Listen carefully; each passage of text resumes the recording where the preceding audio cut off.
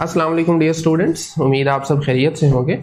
तो आज से हम 11th क्लास का मैथमेटिक्स स्टार्ट करने जा रहे हैं और इसमें हम नई बुक को फॉलो करेंगे जो कि 2025 से ऑनवर्ड के लिए पंजाब के तमाम बोर्ड्स में इस्तेमाल की जाएगी।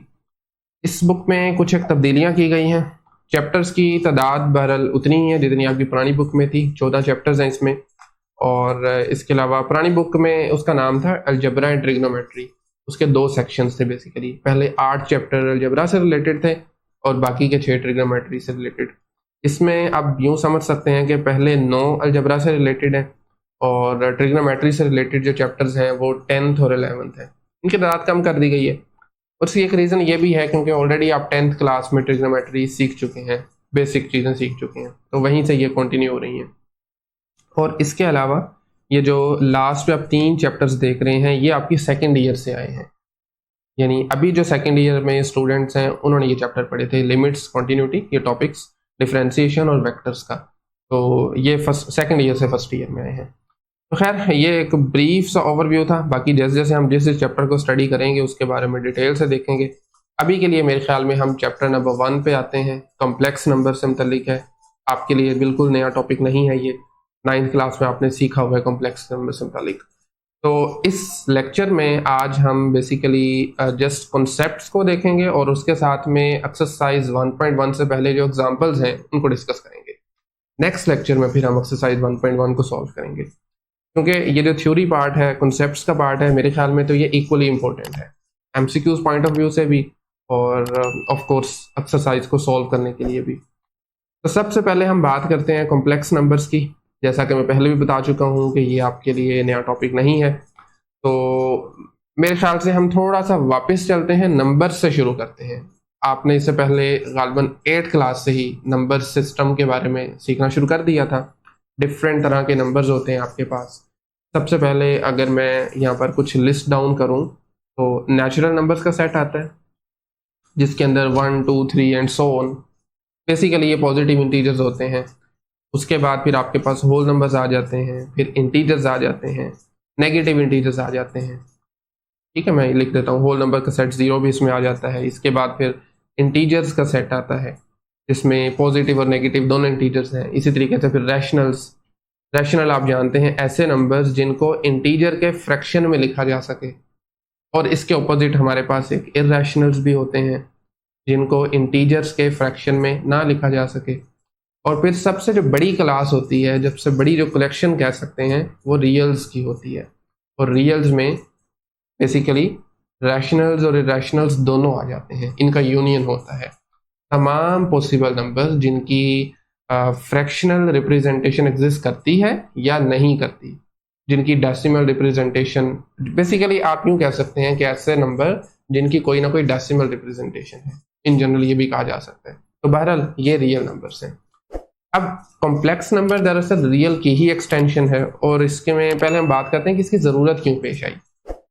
देखें, ऑल्दो रियल एक बहुत बड़ी कलेक्शन है, इसमें तमाम पॉसिबल नंबर्स आ जाते हैं, बट फिर भी कुछ ऐसे मैथमेटिकल प्रॉब्लम्स थे, कुछ ऐसी इक्वेशंस थी जो कि जिनका रियल नंबर्स जो है वो मसला हल नहीं कर रहे थे। मैं एक सादा सी मिसाल आपके सामने लिखना चाहूँगा। x² + 1 = 0।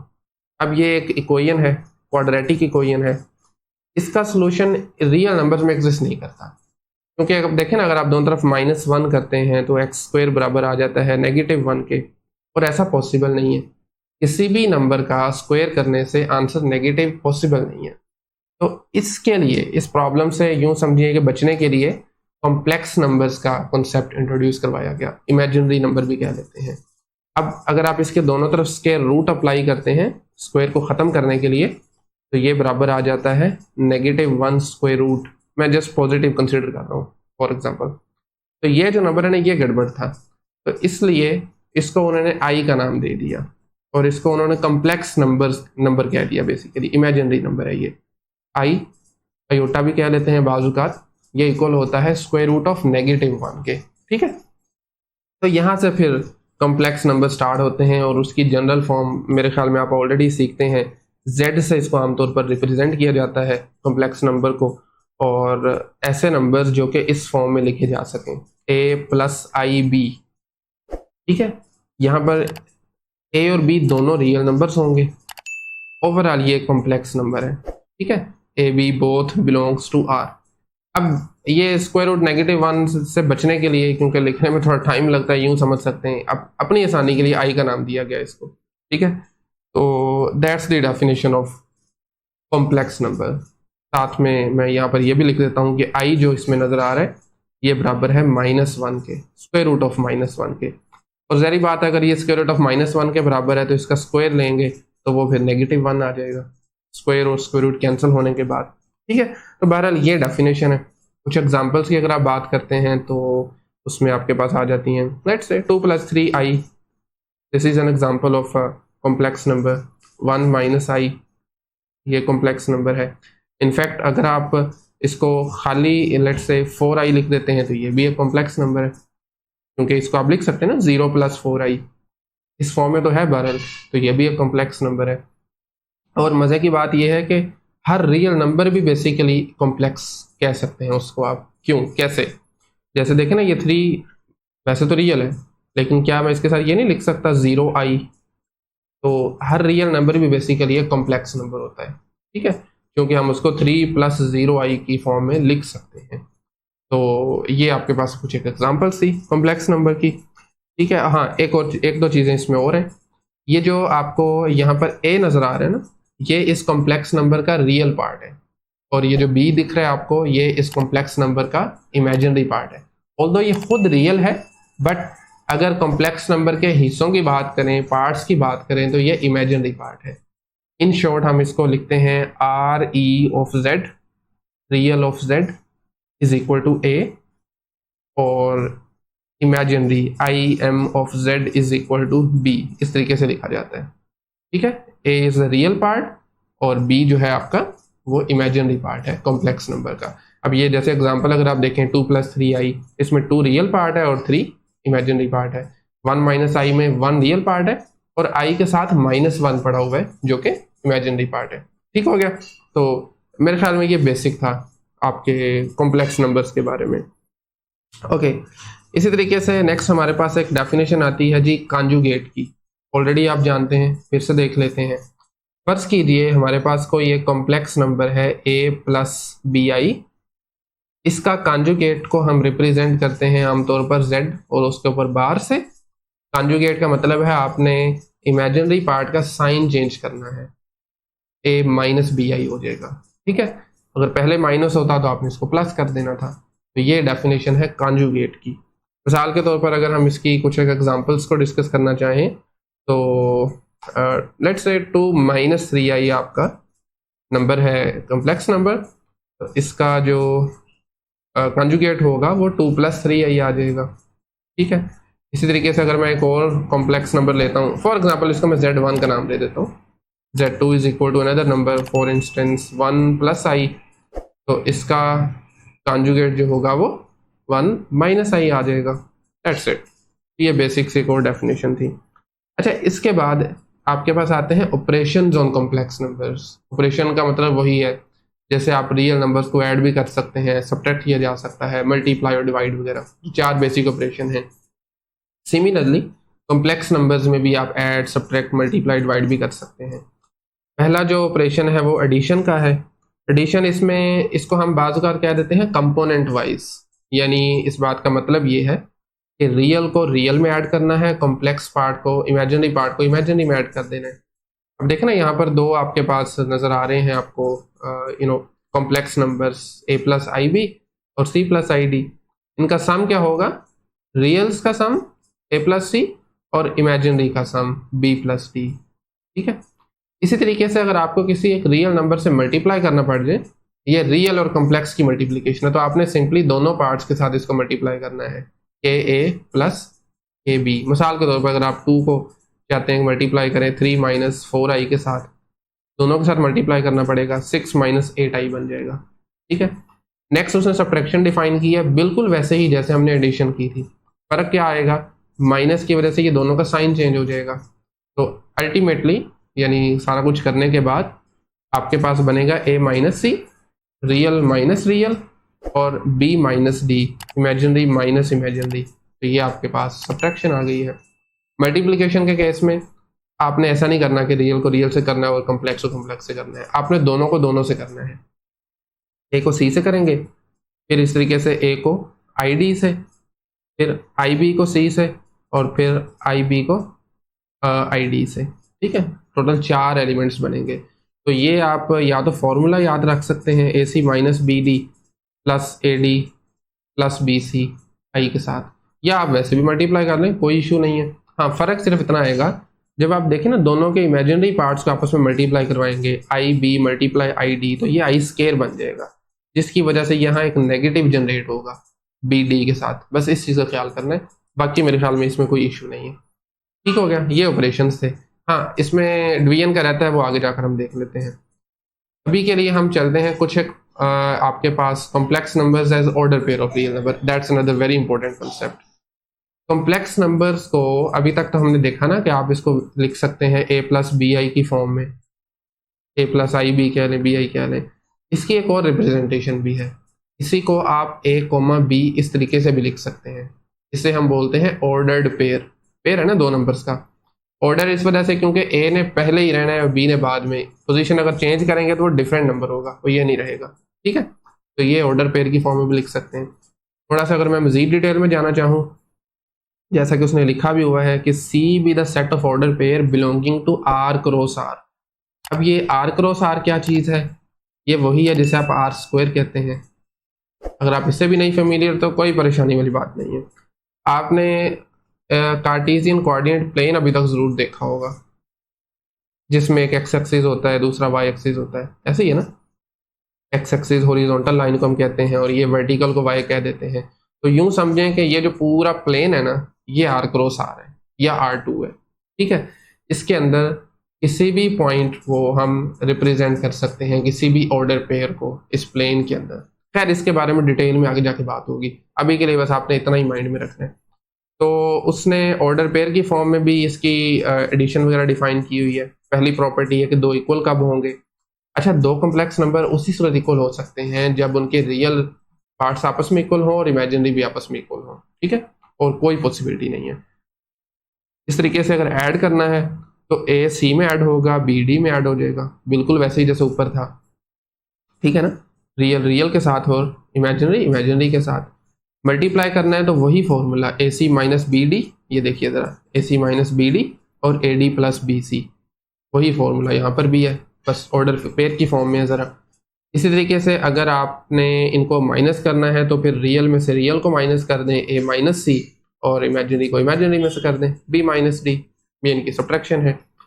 और इसी के साथ अगर किसी नंबर से मल्टीप्लाई करना है वो भी बिल्कुल वैसे ही, के ए बी के साथ करना है तो के ए कोमा के बी आ जाएगा। एक और चीज़, जितने भी कॉम्प्लेक्स नंबर्स एग्जिस्ट करते हैं इसके सेट को हम सी से रिप्रेजेंट करते हैं, इस तरीके से सी, और ये लाइन लगा देनी है। ठीक है, इसको लिखने का तरीका कार आप यूं भी लिख सकते हैं, A plus I B such that both A B belongs to R. ये सेट बिल्डर मेथड है, अगर आप इससे फेमिलियर हो तो। सेट को लिखने का, ये कॉम्प्लेक्स नंबर्स का सेट है, यानी जितने भी कॉम्प्लेक्स नंबर हैं वो सब इसी में आ जाते हैं। जैसे रियल्स के सेट को आर से लिखते हैं ना, अच्छा इसी को आप यूं भी लिख सकते हैं ऑर्डर पेयर की फॉर्म में, ए कोमा बी, और ये ब्रैकेट्स यही यूज करनी है, such that again both A B belongs to R. अच्छा हाँ, इसमें एक और चीज़ का ख्याल कीजिएगा, ये जो ऊपर वाली डेफिनेशन है ना, इसमें साथ में आप ये भी मेंशन कर दें तो ज़्यादा बेहतर है कि I is equal to square root of -1। Although clear है ये, लेकिन फिर भी अगर आप कर दें तो अच्छा है ये। तो खैर ये डेफिनेशन है, ये सेट है कॉम्प्लेक्स नंबर्स का। ठीक हो गया, एग्जाम्पल नंबर 1 पे आ जाए। तो इसमें हमारे पास दो कॉम्प्लेक्स नंबर्स गिवन है ऑर्डर पेयर की फॉर्म में, 8 9 और दूसरा है 5 -6। सम डिफरेंस ऑफ प्रोडक्ट मालूम करना है, तो मेरे ख्याल में हम सम से स्टार्ट कर देते हैं। Sum of these two complex numbers 8 9 plus 5 -6। तो रियल्स को रियल में पहले पहले एलिमेंट आपस में 8 + 5 आ जाएगा और दूसरे आपस में ऐड हो जाएंगे, 9 प्लस और -6 है। ठीक है, अब 8 + 5 आप जानते हैं दैट इज इक्वल टू 13, और 9 -6 बनेगा दैट वुड बी 3। तो ये इसका सम आ गया।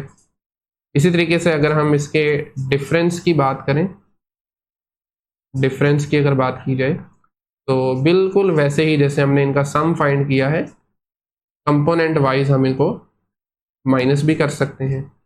-5 कोमा -6, तो ये बन जाएगा 8 -5, ठीक है। सेकेंड पार्ट आ जाएगा 9 माइनस, और एक ये वाला माइनस भी है जो 6 के साथ है, 9 माइनस -6, तो it would be then 3 comma 9 + 6, तो डायरेक्टली मैं लिख रहा हूँ 9 × 6 होता है 15, तो ये इनका डिफरेंस आ गया। एंड फाइनली अगर आप इनका प्रोडक्ट मालूम करना चाह रहे हैं तो फॉर्मूला भी आप जानते हैं, अगर आप वैसे करना चाहते हैं तो वो भी किया जा सकता है, नो इशू।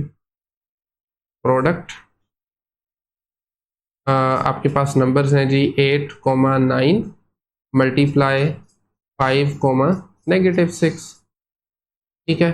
तो ये आपके पास ना रियल का प्रोडक्ट आ जाएगा आपस में, गालबन AD - BC था, अगर आप दोबारा देखें इसको कहाँ था, yes AC - BD, sorry AC - BD।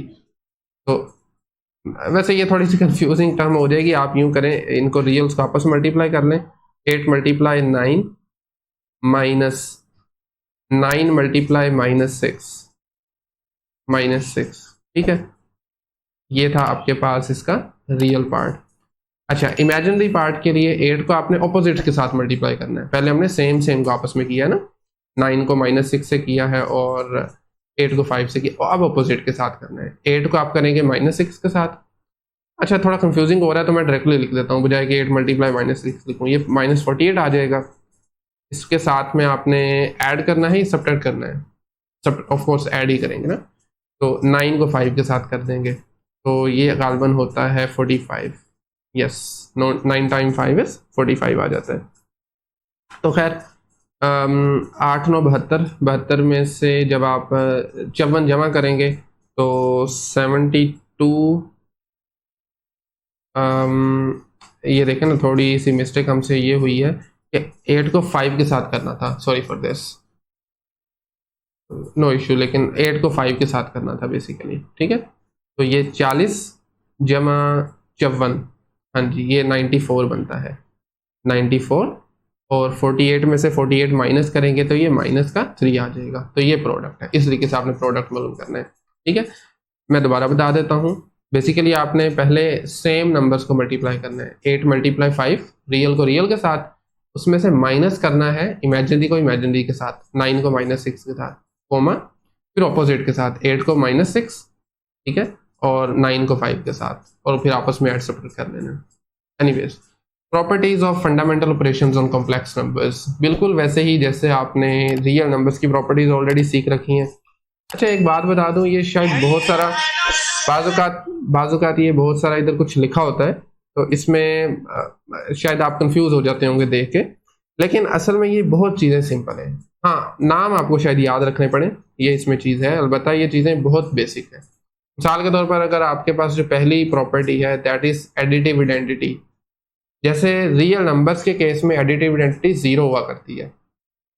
Additive identity का मतलब मैं वैसे पहले भी बता चुका हूँ आपको, ऐसा नंबर जिसमें ऐड करने से उस पर कोई फर्क ना पड़े। अब रियल नंबर्स के केस में तो 0 है, एडिटिव आइडेंटिटी कॉम्प्लेक्स में होगी 0,0। ये ऐसा कॉम्प्लेक्स नंबर है जिसको आप किसी भी कॉम्प्लेक्स नंबर में ऐड करें तो उस पर कोई फर्क नहीं पड़ेगा, ठीक है। इसी तरीके से एडिटिव इनवर्स की बात की जाए तो किसी भी एलिमेंट ए बी के लिए उसका नेगेटिव जो होगा ना, -a -b, उसका एडिटिव इनवर्स होगा। क्यों? क्योंकि आपस में जमा करने से ये 0 0 आ रहा है, ठीक है। इसी तरीके से मल्टीप्लिकेटिव आइडेंटिटी 1 0 होगी, क्योंकि अगर आप किसी भी नंबर से इसको मल्टीप्लाई करवाते हैं तो अगेन वही आ जाएगा ना। देखें, ए बी को मल्टीप्लाई कराया 1 0 से, सोल्व करने के बाद दोबारा ए बी आ गए। देखें, अगर रियल नंबर की बात करें तो उसमें आपकी मल्टीप्लिकेटिव आइडेंटिटी होती है 1 सिर्फ, क्योंकि किसी भी नंबर को, रियल नंबर को अगर 1 से मल्टीप्लाई कराते हैं तो वही दोबारा आ जाता है ना। 2 × 1 2 है, 4 × 1 4 है, तो इस वजह से यहाँ पर क्योंकि सेट की शेप थोड़ी डिफरेंट की है तो इसलिए ये ऑर्डर पेयर के अंदर आ गया 1, 0। अगला फॉर्मूला इंपॉर्टेंट है, ये है एडिटिव मल्टीप्लिकेटिव इनवर्स के लिए, और दूसरी तरफ ये आपके पास फॉर्मूला भी है डिवाइड करने के लिए दो कॉम्प्लेक्स नंबर्स को, ठीक है। किसी भी कॉम्प्लेक्स नंबर ए बी के लिए उसका मल्टीप्लिकेटिव इनवर्स होगा a divided by A square plus B square और minus B divided by A square plus B square. ये आपने ऑलरेडी भी किया होगा, खैर इसको याद रख लें। ये फॉर्मूला है किसी भी, यूँ समझें कि कॉम्प्लेक्स नंबर के मल्टीप्लिकेटिव इनवर्स का 1/z का। ठीक हो गया। और अगली प्रॉपर्टी आपके अगर देखें तो ये डिस्ट्रीब्यूटिव प्रॉपर्टी है। आपके पास दो नंबर्स ऐड या सब्ट्रैक्ट हों तो आप किसी भी नंबर से मल्टीप्लाई करवाना चाह रहे हैं तो दोनों के साथ करवाएंगे। पहले ए बी को सी डी के साथ करवाया और फिर ए बी को ई एफ के साथ करवाया। ठीक है, दिस वन, इसे डिस्ट्रीब्यूटिव कहते हैं क्योंकि डिस्ट्रीब्यूट हो रहा है ना ए बी आपका। ओके, तो एग्जाम्पल नंबर 2 पे आ जाएं, जिसमें आपको दो कॉम्प्लेक्स नंबर्स गिवन है और इनका क्वोशिएंट कह लें, आप इनको डिवीजन कह लें, Z1/Z2 मालूम करना है। तो Z1/Z2, Z1 आपका बराबर है 4,2 के और Z2 हमारे केस में बराबर है जी 3,-1 के। अगर आप इसके साथ ज़्यादा मतलब कंफर्टेबल फील नहीं करते इस नोटेशन के साथ तो आप 4+2i वाली a+bi वाली नोटेशन भी यूज़ कर सकते हैं। ठीक है, कोई इशू नहीं है। तो हम वही यूज़ करेंगे। 4+2i लिखा जा सकता है और इसको 3-i लिखा जा सकता है। अब जब भी आपने डिवीजन करनी है ना तो आपने ये करना है कि जो डिनोमिनेटर में कॉम्प्लेक्स नंबर पड़ा हुआ है उसके कॉन्जुगेट से मल्टीप्लाई और डिवाइड करवाना है। 4+2i divided by 3-i। 3-i का कॉन्जुगेट क्या होगा? 3+i। इसी से मल्टीप्लाई डिवाइड करवा दें, फर्क नहीं ना पड़ेगा, किसी भी नंबर से मल्टीप्लाई डिवाइड कर सकते हैं। तो ये काम आपने करना है। अच्छा जी, अब नीचे वाले नंबर्स को आपस में मल्टीप्लाई करवाएं, ऊपर वालों को आपस में करवा लें। ऊपर बन जाएगा 4+2i मल्टीप्लाई 3+i, नीचे 3-i मल्टीप्लाई 3+i। ठीक है, न्यूमरेटर में आपस में इनको मल्टीप्लाई करें, 4 × 3 होता है 12, 4i आ जाएगा साथ में, फिर 2 × 3 6 होता है 6i और लास्ट पे आ जाएगा +2i² डिवाइडेड बाय। अच्छा नीचे देखें a-b a+b वाली फॉर्म बन रही है। अगर आपको याद हो एक फॉर्मूला आपने सीखा हुआ है, a-b a+b बराबर होते हैं a² - b² के। इसको हम कहते हैं डिफरेंस ऑफ पावर्स फॉर्मूला। ठीक है, तो नीचे आप डिनोमिनेटर में ये यूज़ कर लेंगे, ये बनेगा 3² - i²। तो ऊपर आपके पास देखें 4i + 6i 10i बन जाएगा, और सॉरी ये 2i² था, I am sorry for this, 2i × i ये 2i² बन रहा है। तो ये बन जाएगा 10i - 2 क्योंकि i² बराबर होता है -1 के। लिख लें एक मरतबा, चलें। सिमिलरली नीचे 9 माइनस और i² भी -1 के बराबर है। तो खैर मज़ीद इसमें देखें तो ये -2 हो जाएगा, 10 12 में ऐड करेंगे तो ये 10 आ गया। 10 + 10i डिवाइडेड बाय 9 + 1 जो कि अल्टीमेटली 10 नहीं होगा, तो ये आ जाएगा 10 + 10i डिवाइडेड बाय 10। अब ये नीचे वाला 10 दोनों से डिवाइड हो रहा है तो आप इसको सेपरेट कर देंगे दोनों के साथ, 10/10 और 10i/10 प्लस 10i/10। तो खैर अल्टीमेटली जो आपका आंसर आया है, और ये स्टैंडर्ड फॉर्म है बेसिकली कॉम्प्लेक्स नंबर को लिखने की, ये है 1 + i। ठीक है, टेंस आपस में कैंसिल आउट हो रहे हैं, तो ये आंसर है इसका Z1/Z2। And finally very important topic, आज के लेक्चर का लास्ट टॉपिक है, दैट इज आर्गेन डायग्राम। मैं इसका आपको पहले भी बता चुका हूँ। एक्स एक्सिस और वाई एक्सिस बेसिकली आपके पास कोऑर्डिनेट सिस्टम होता है, कार्टेशियन कोऑर्डिनेट प्लेन है जिसके अंदर आप किसी भी ऑर्डर पेयर को रिप्रेजेंट कर सकते हैं। आर्गेन डायग्राम भी दरअसल वही चीज़ है, एग्जैक्टली वही चीज़ है, क्योंकि मैं आपको पहले बता चुका हूँ ना, कॉम्प्लेक्स नंबर का जो सेट है वो बेसिकली R×R है या R2 कह लें। इसमें तमाम पॉसिबल ऑर्डर्ड पेयर्स आ जाते हैं, तमाम x y, such that x and y belongs to real numbers. तो पहला नंबर x को रिप्रेजेंट करता है, दूसरा y को रिप्रेजेंट करता है। अब इसमें बाज़ औक़ात हम इस रियल एक्सिस को सॉरी x एक्सिस को कहते हैं रियल एक्सिस और y एक्सिस को हम इमेजिनरी एक्सिस का नाम दे देते हैं, क्योंकि x एक्सिस से रियल नंबर्स आ रहे होते हैं और y से इमेजिनरी आ रहे होते हैं। कुछ पॉइंट्स ने लिए भी हमें ऑलरेडी, ये देखें ना 3,2 corresponding to this x axis 3 point है और इसके कोरस्पॉन्डिंग ये 2 है। Similarly this one is -2, +2। इस तरीके से भी थर्ड कोऑर्डिनेट में लिया हुआ है x -3 है और आपका y -2 है। सिमिलरली ये आपका पॉइंट 2, -2, ठीक है। तो ये कुछ पॉइंट्स थे, हर पॉइंट के लिए आपके पास यहाँ पर उसकी रिप्रेजेंटेशन मौजूद है। आप अगर 0 0 लेते हैं तो वो यहाँ पर होगी, इसको ओरिजिन क्या लेते हैं, बाज़ औक़ात रेफरेंस पॉइंट भी कहा लिया जाता है। तो खैर ये आपके पास है आर्गेन डायग्राम, इसको आगे जाकर हम यूज़ भी करेंगे, कॉम्प्लेक्स नंबर की रिप्रेजेंटेशन होती है। और फाइनली आज का जो लास्ट टॉपिक है that is modulus of complex number. देखिए मॉडुलस जब भी माइंड में आए ना लफ्ज़, मैग्नीट्यूड, मॉडुलस, नॉर्म, इस तरह के और भी 2-3 वर्ड्स हैं, इसका मतलब होता है डिस्टेंस। अब कोई भी आपके पास कॉम्प्लेक्स नंबर है ना, मिसाल के तौर पर हम ले लेते हैं x + iy, इसके मॉडुलस को इस तरीके से रिप्रेजेंट किया जाता है z और उसके साइड पे ये वर्टिकल बार्स, वर्टिकल लाइंस, ये बराबर होता है जी स्क्वायर रूट रियल पार्ट का स्क्वायर प्लस इमेजिनरी पार्ट का स्क्वायर। ये फॉर्मूला है, मैं बता भी देता हूँ कैसे आया ये। तो बेसिकली मॉडुलस जो है किसी भी कॉम्प्लेक्स नंबर का, वो उस कॉम्प्लेक्स नंबर की ओरिजिन से लेकर उसके डिस्टेंस को शो कर रहा होता है, ठीक है। ओरिजिन से लेकर उस कॉम्प्लेक्स नंबर तक के डिस्टेंस को शो करता है।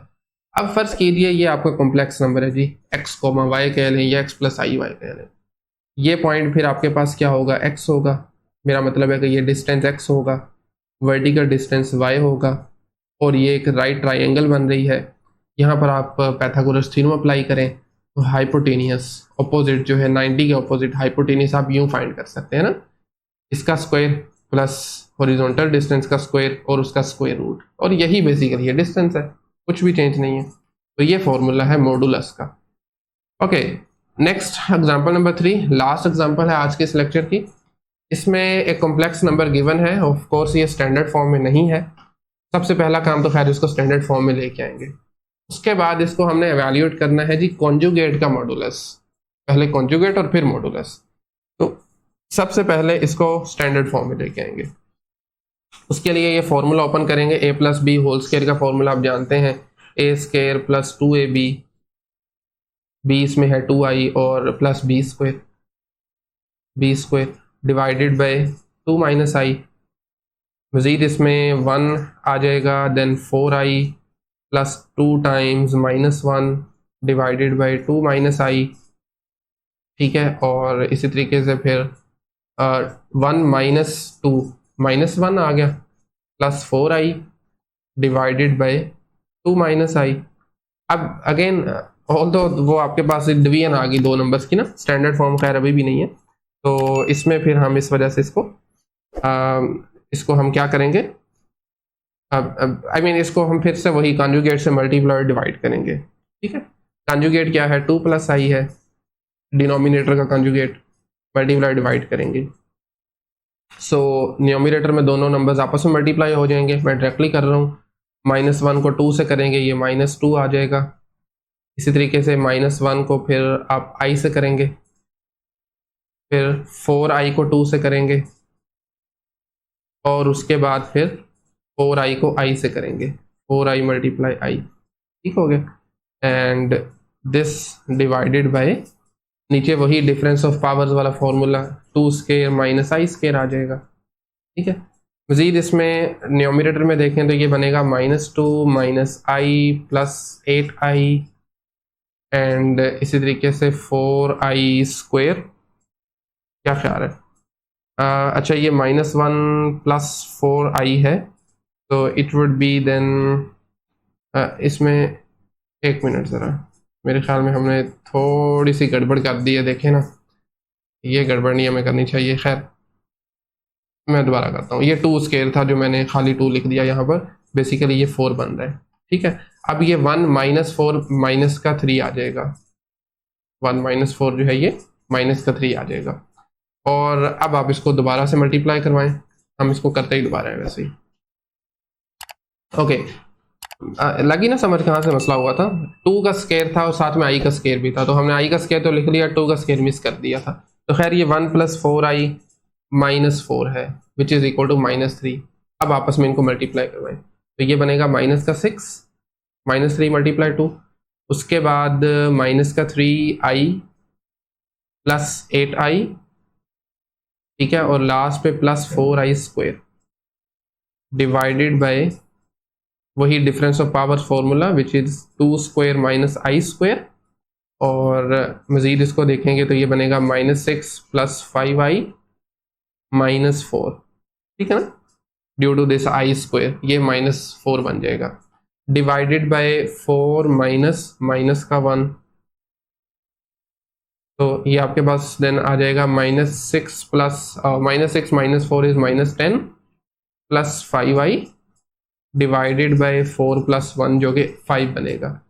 दोनों से सेपरेटली डिवाइड करेंगे तो आपका जो z बराबर आ जाएगा -10/5 जो कि -2 के बराबर होगा, और फिर 5/5 1 के बराबर होगा। तो ये आपका कॉम्प्लेक्स नंबर है स्टैंडर्ड फॉर्म में। कंजुगेट इसका लेंगे तो वो -2 माइनस आई आ जाएगा।